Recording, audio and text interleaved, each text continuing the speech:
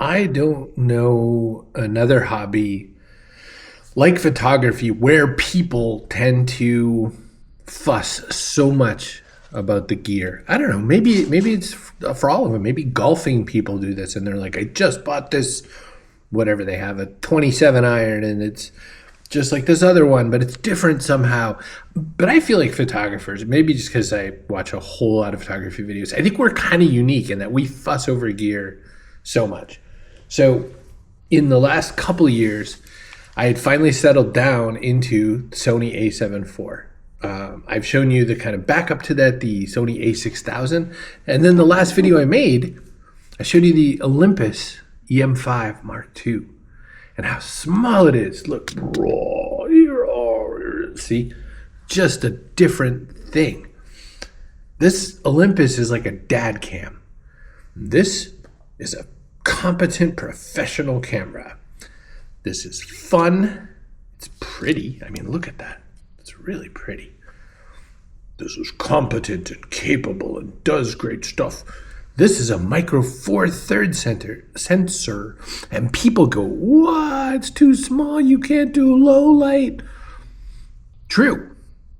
Let's not fight it. You cannot do low light. This one, I can shoot in the dark and see things. I can see raccoons hiding. I can see thoughts. You know, it's highly capable. It's super capable. 33 megapixels, 16 megapixels, 2019 or something like that, 2015. But a new fighter has entered the ring. So this is an Olympus camera. It's beautiful. It's old. It was inexpensive. Oh, it's OMD. This is the sorry. Let's do it again. This is the OM system, OM-3. Dear every photographer naming body in the universe, you all stink. This is a 2025 camera. It is a micro four thirds, 16 megapixels, 20 megapixels. Nobody cares. When you see a photo, you don't go, I think the megapixels are different. If I put one on a billboard, yes, you will care. I'm just checking my voicemail. I don't have any new billboard requests. It's not a big deal. Little, tiny, fun, shoot straight out of the camera JPEG modes.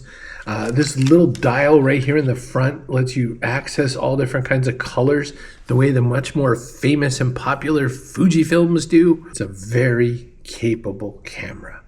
Compared to the Olympus, it's 10 years older and it's got better autofocus. It's faster at doing the things it needs to do. It's got better video, although I will very likely never shoot a video on this. And then the big win of micro four thirds cameras is that all the lenses are so much tinier. Look at that little guy. And then look at my full frame lens. I don't know what the voice is today. I'm in a voices mood. But look at that, right? Like it's honking. Now this is my favorite lens I've ever owned.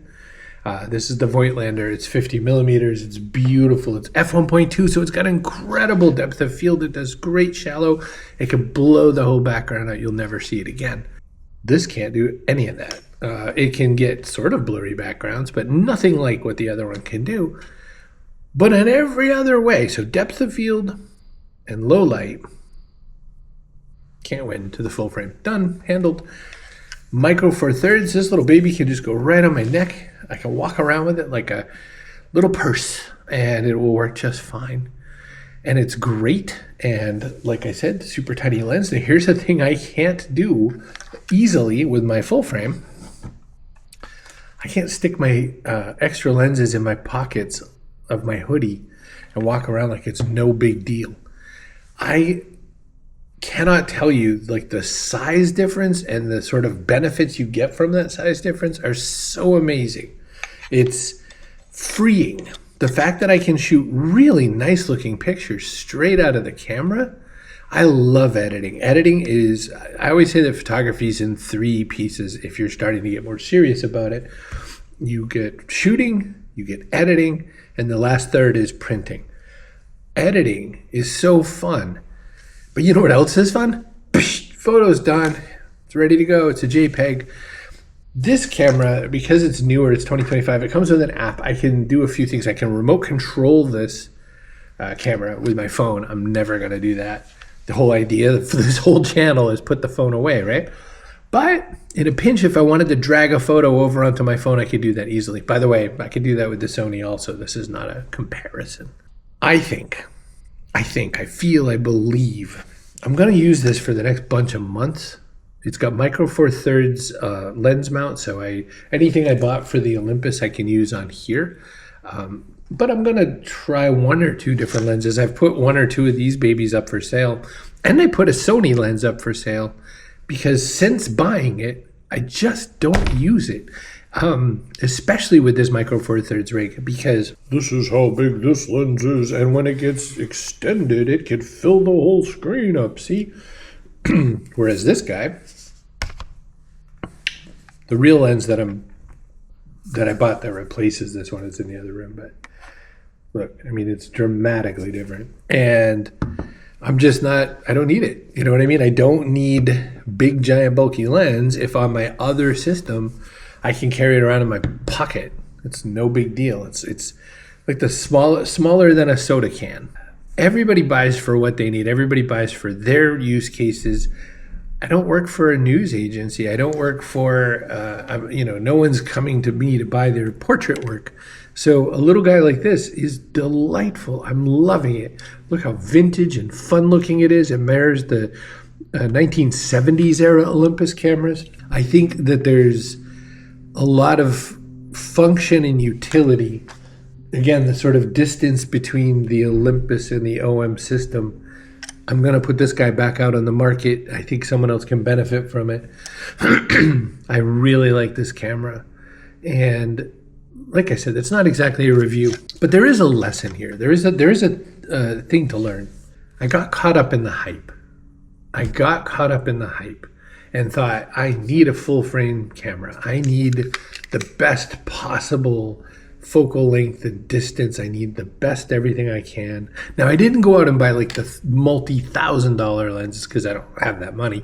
But I thought to myself, I need a real big, capable camera. Full frame versus APS-C versus micro four thirds. That's marketing. There's some physics there, but the question really boils to one simple question. What do you need for what you want? What are you taking and shooting? What are you chasing? What matters to you in those moments? What doesn't? That's the thing. So right now we're heading into winter in my world, and I'm going to hold tight to this Sony because it's going to be darker more of the time, and this baby shoots great in low light. But the minute the sun is up, I'm taking this bad boy out. So it's going to be like that movie Lady Hawk with Rutger Hauer and Michelle Pfeiffer, and they're never going to meet each other because one's up at night and one's in the day. You know what I mean? So I think I will keep reporting back on what I think of it.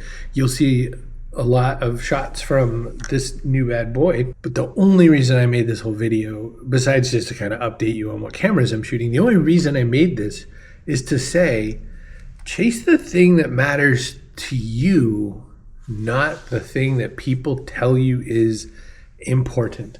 What got me from this camera, which is also small, also cute, also micro four thirds, also capable, blah, blah, blah. This has some technological advances that I was immediately missing and did not enjoy this experience. Did not enjoy the experience. I'm not going to use something I don't enjoy. I'm not going to like make excuses for it.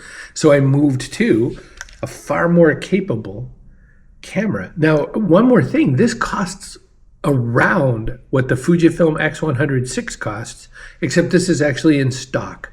This costs less than my Sony A7 IV, but not a lot less. So you can buy a big full frame camera and be able to afford it for the same price as this little micro four thirds, meaning those arguments about the size and the expense and all that, they don't count. And I will blow your mind. You can buy old DSLR full frame cameras for the 300 and something dollars I paid for this. It's not about the money. It's about what you want to do, how you want to do it, and what makes you feel good.